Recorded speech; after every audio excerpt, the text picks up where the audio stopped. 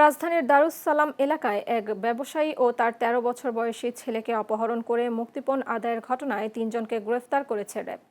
রোববার রাজধানীতে আয়োজিত এক প্রেস ব্রিফিংয়ে এই তথ্য জানান র্যাব ৪-এর সিনিয়র সহকারী পুলিশ সুপার ও সিনিয়র সহকারী পরিচালক নুরাঙ্গীর নাহিদ। গ্রেফতারকৃতরা হলেন মোহাম্মদ বিল্লাল, মোহাম্মদ জুম্মন এবং শেখ মোহাম্মদ ফয়সাল। র্যাব জানায় তাদের বিরুদ্ধে এর আগে চাঁদাবাজি, অপহরণ সহ একাধিক মামলা রয়েছে। প্রেস ব্রিফিংয়ে জানানো হয়, ভুক্তভোগী ব্যবসায়ী ও তার ১৩ বছর বয়সী ছেলেকে অপহরণ করে আসামিরা তাদের পরিবারের কাছ থেকে ৫ লাখ টাকা মুক্তিপণ দাবি করে।